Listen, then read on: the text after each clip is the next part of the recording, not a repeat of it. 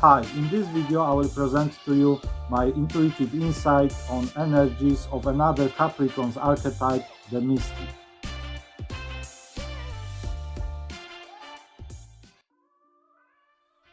Currently, Sun still being in Capricorn, astrologically and archetypally we work with microcycle of this archetype right now, consciously or not. It's highlighted in our psychic field. Each of us has a dose of this archetype in our psyche. But how to actually be a mystic in this dense physical plane? How to trust in our spirit? How to trust in the voice of our spirit? In this voice that is so strong inside of us, but often with how our reality is currently structured, can be pushed aside by logic and locked up behind bars of protective ego mind. So how a person can ground such knowing of forces beyond material plane in reality that denies existence of forces which cannot be measured by and obtained by logic, survival strategies? How our psychic mystical abilities, our multisensory perception are perceived by societal norms and structures? How can we integrate this connection with spirit in our daily life? I feel that it's worth to contemplate on these questions and the answers that we will find in ourselves during our quiet time in meditation or contemplation. The mystical part of our nature experiences trials and tribulations, feelings of being misunderstood, seen as someone, something unexplained, therefore something to fear, unknown, and dangerous to ego, dangerous to current status and formulas of societal survival. Paraphrasing the words of intuitive astrologer Robert Dohato, big shout out for your work, Robert, I'd like to say that without healthy ego, the mystical part of us, expressed through mind and body, will fall into messiah complex, fanaticism, and madness. With mind disconnected from the heart, we can see our mystical abilities as something that makes us feel super special, vanity and self-obsession, therefore better than others, more woke than others.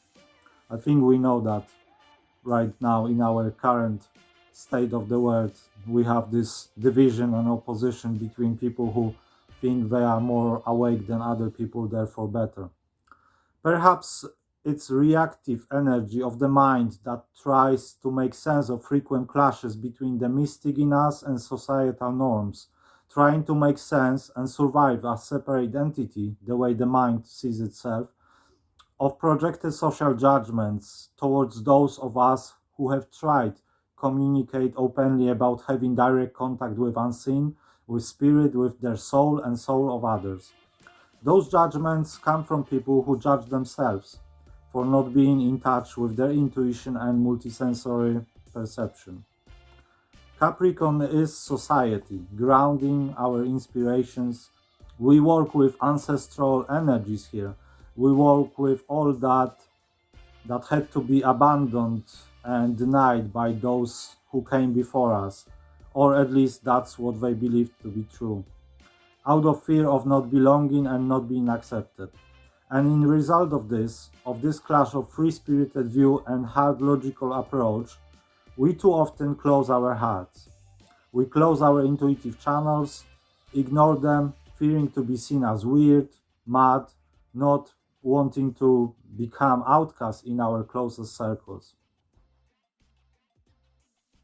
So when we experience something mystical, for example, having prophetic dreams, we then are likely to rationalize it all through logical perspective that our minds have learned from observing how others went about their survival.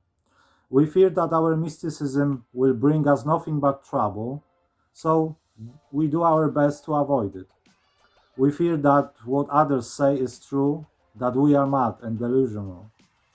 But isn't it simple the other side of the same coin? Madness and mysticism? By logic and five senses approach, it is called madness, something out of norm. By open heart, it is cherished and utmost valued connection to the spirit and energy realm, mysticism. I feel that's the difference. It's a matter of perspective.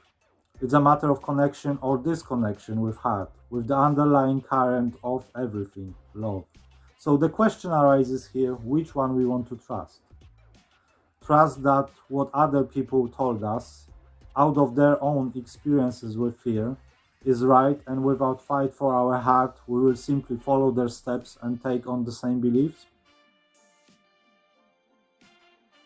Or, despite so often not knowing how we know certain things about unseen, we will trust those feelings of connection to the spirit world, which cannot be mistaken with any other feeling or emotion, because they are too real to not be our truth. Energy of inspiration resonates with energy of heart, and when the heart is open, so is the mind. The mind begins to trust the heart. It begins to stop questioning everything that comes to it. It stops doubting in everything, which is domain of using logic to understand the life.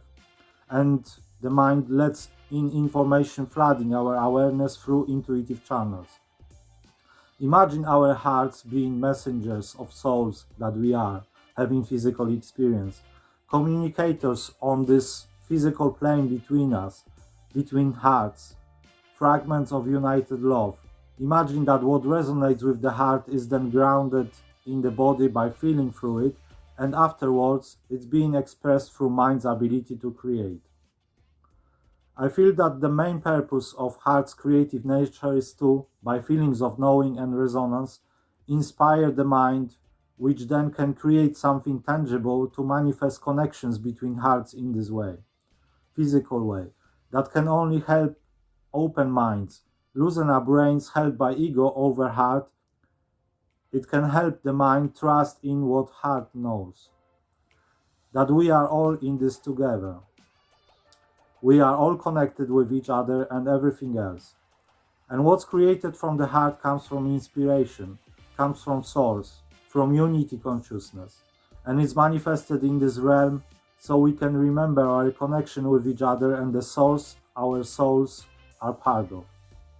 And as we enter the highest realm of this energy, the highest frequency, we become one with everything, one with love and grace, one with nature, one with life, its fears and challenges. This frequency is the essence of sacredness that lies within each of us, within every single particle of this universe and all that which is unseen.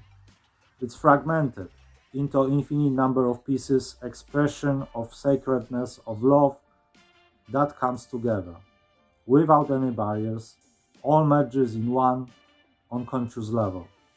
This is frequency where our unconditional love is all that it is. And I feel that to be one with this is to ascend and understand the mystery of life. The mystic is connector, messenger of biggest mystery of life, love. So the highest realization of this archetypal force will be possible with total trust in what life throws at us, with all its beauty and ugliness, with all its pleasures and challenges, especially with the latter, because as often those provide catalyst to the mind for trying to close off, for trying to keep heart safe, keep heart isolated from life and love. So where the connection with the heart comes is during my visualizations, and the visualization for the Mystic Archetype will be available on my channel in 2 days time, definitely by this Thursday. So please check that out if you like to connect mystically with the Mystic Archetype, if you like to express intuitively this archetype through your creativity as well. That visualization will provide a prompt for creative expression of this archetype.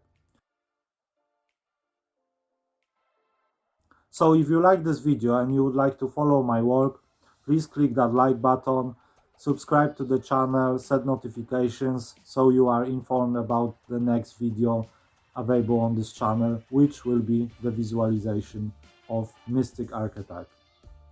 Have a lovely day. and speak to you in the next video. Peace, namaste.